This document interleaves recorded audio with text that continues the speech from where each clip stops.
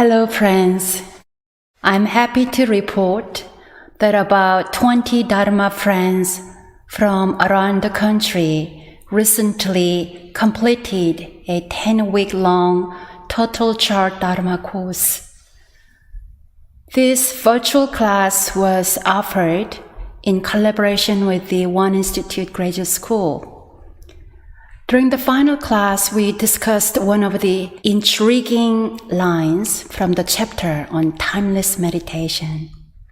Give rise to a mind that, even while responding, does not abide anywhere.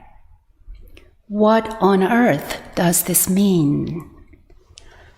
My immediate answer is, let your mind function without attaching to any thoughts.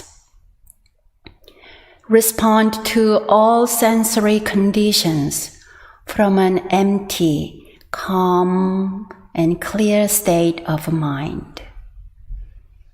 Well, does this state of mind sound possible or simply aspirational? Sotae-san said, "This may seem extremely difficult, but if we come to understand in detail the methods of practice, then it becomes easy for anyone." The entire chapter on timeless meditation expounds that our true mind is always with us.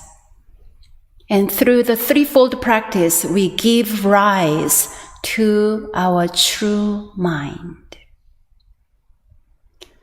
Give rise to a mind that, even while responding, does not abide anywhere. This phrase is originally from the Diamond Sutra, an important Mahayana Buddhist wisdom text. There is a famous story about this line, and it involves Huineng, the sixth Dharma patriarch in China. Huineng was illiterate because he did not have any opportunities for education. One day, while delivering firewood in the market, he heard someone reciting a sutra. When Huineng heard the line, "Give rise to a mind that does not dwell anywhere," he was awestruck. From that day, he started his Dharma journey and became an enlightened teacher. Responding without abiding anywhere. What does this mean? When I go to the Raleigh Temple, my computer automatically finds the Wi-Fi connection there. Before the pandemic, when I went to the One Dharma Center for a conference, my computer also automatically found their Wi-Fi connection. Why? How?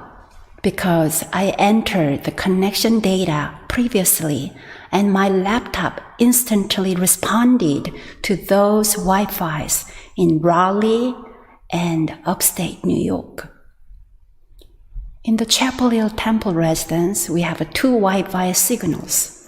When I am in my bedroom, my computer has a better connection to one signal. And when I'm in the kitchen, it has a better connection to the other one. Under the same roof, as I move back and forth between different rooms, my computer often gets confused about which connection to choose. This causes my computer screen to freeze in the middle of Zoom meetings. So I often click on airplane mode to clear the computer from its prior attachment. Then the computer automatically updates to the strongest Wi-Fi signal available. My mind also often requires me to go into airplane mode so I can abide nowhere and fully connect to the present. The click button for airplane mode for my mind is a moment of a pause and meditation. Every morning before meditation, Patty reads this scripture line: settle both the mind and the energy on the elixir field, the Tanzan, in order to allow the energy flow and to guard the focused mind. Let go of attachments to even the single thought of abiding on the Tanzan field, resting only in the genuine realm of consummate quiescence and non-discrimination. Responding without abiding anywhere, off the mat as well as on the mat, can mean being present without getting lost in the past or future. Being with your true self without being dragged around by ego-driven thoughts and emotions. Releasing preconceptions and lingering ideas, tuning to present awareness. In the 7th century, a monk named Toksan was a well-known scholar of the Diamond Sutra. One day, when Toksan was traveling, he encountered an elderly woman who was selling rice cakes. The elderly woman asked Toksan about the backpack full of books he carried, and Toksan boasted about his extensive knowledge about the Diamond Sutra. Toksan was then hungry and was about to purchase some of her rice cakes for his lunch when the elderly woman said, "If you answer my question, I will give you these rice cakes for free. Otherwise, I will not sell them to you." She continued, "I have heard that the Diamond Sutra says, the past mind cannot be grasped. The present mind cannot be grasped.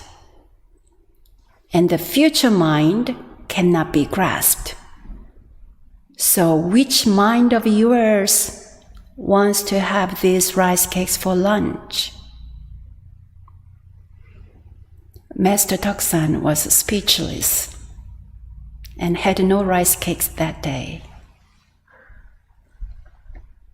What about us? Could we respond to the rice cake lady with a mind that does not abide anywhere? Neither the past, the present, nor the future mind can be found. Why?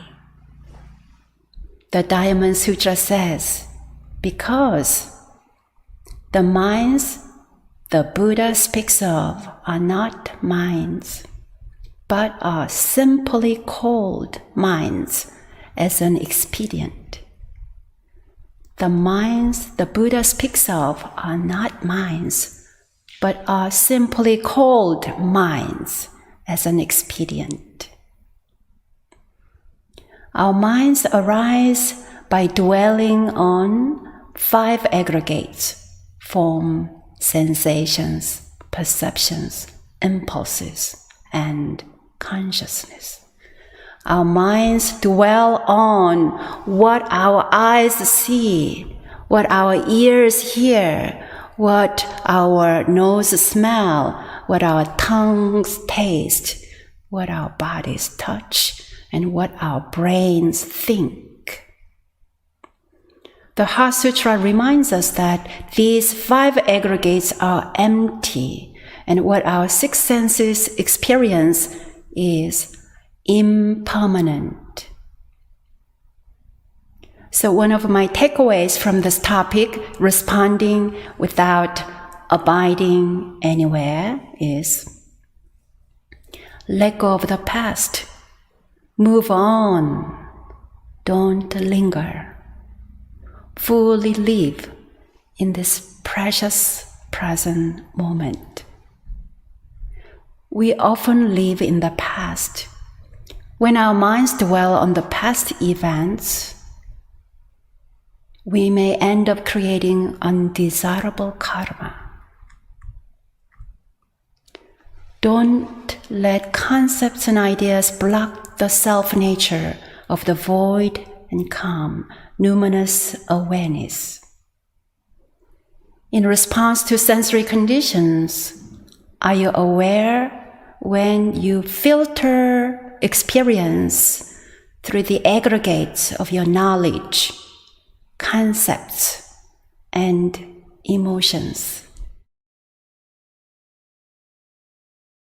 If so, switch on airplane mode.